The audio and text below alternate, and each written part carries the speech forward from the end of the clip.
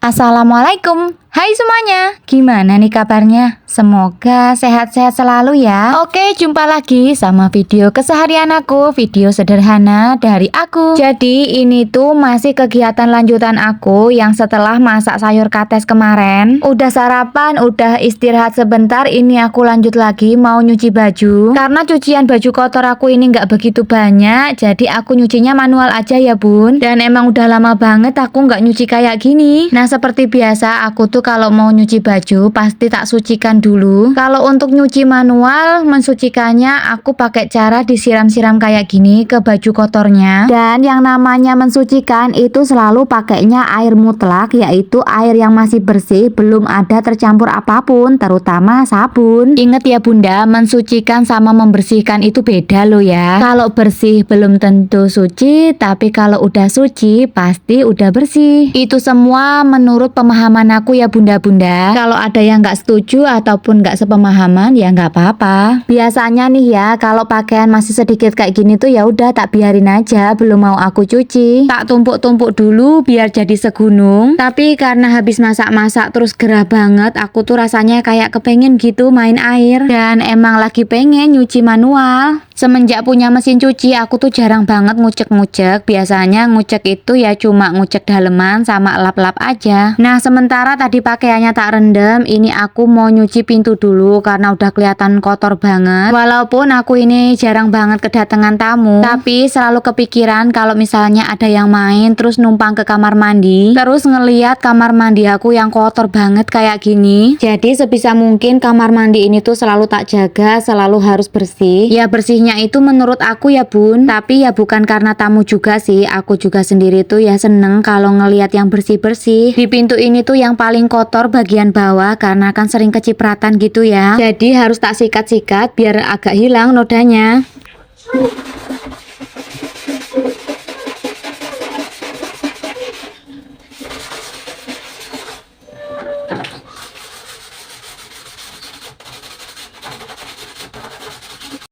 Semenjak pindah ke kontrakan ini tuh baru kali ketiga aku ngebersihin pintu kamar mandi. Jadi ya nggak sering-sering ya aku bersihinnya. Dulu itu kepikiran pengen tak tempelin stiker biar lebih rapi dan juga kelihatan bersih. Tapi tak pikir-pikir lagi ya udahlah nggak usah. Kalau untuk stiker dindingnya ini bukan aku ya bun yang masang. Nggak tahulah penghuni keberapa yang masang. Pokoknya aku kesini tuh udah terpasang. Dan ini aku cuci juga sekalian biar bersih semua. Oh ya bunda-bunda, kamar mandi di kontrakan aku ini tuh sempit banget. Makanya aku tuh jarang banget ngambil video kalau aku lagi berkegiatan di kamar mandi kayak nyuci piring, nyuci baju. Ya karena bingung mau naruh kameranya itu di mana. Susah nempatin biar kelihatan bagus pengambilan gambarnya. Kalau salah-salah naruh HP, bisa-bisa HP aku kecemplung air. Nah ini aku udah selesai ya nyuciin pintu sama dinding-dindingnya dan sekarang lagi tak siramin. Gimana bun, agak kelihatan bersihan kan ya? Oke, sekarang aku lanjut lagi mau ngucek-ngucek baju yang tadi udah tak rendam. Seperti halnya ngulek, tangan aku ini juga tuh sakit banget kalau dipakai buat ngucek ataupun nyikat-nyikat, terutama tangan bagian kanan. Tapi untungnya pakaian-pakaian aku ini tuh kan nggak kotor-kotor banget, cuma kena keringet aja kotornya. Untuk pakaian Sanum juga nggak pernah mainan tanah, jadi aku nggak perlu pakai tenaga ekstra banget buat nguceknya. Wong nggak pakai tenaga ekstra aja udah nyut-nyutan tangan aku. Aku sih nggak tahu ya sebenarnya penyebabnya apa, tapi dulu itu kan aku sering banget bolak-balik rumah sakit, sering pasang infus. Nah ada kejadian pas aku lagi pasang infus. Nah pada waktu itu yang mau masang itu kayak anak yang lagi PKL atau apa gitu ya, masih belajaran. Ada 3 atau 4 orang gitu, pokoknya banyakan. Nggak tahu main-main atau emang belum bisa banget sampai-sampai masang infus aku tuh berkali-kali, ada kali 6 kalian tapi nggak jadi, nggak masuk-masuk. Akhirnya bapak aku marah, kesel karena kan aku udah kesakitan tapi infusnya malah dibuat mainan gitu. Terus datanglah dokter umumnya dan sekali pasang tuh jadi. Tapi kan tangan aku udah terlalu banyak lubang dan akhirnya itu pada biru-biru. Kayaknya sih dari situ tangan aku tuh mulai nggak kuat kalau dipakai ngulek ataupun nyikat-nyikat dan lain sebagainya.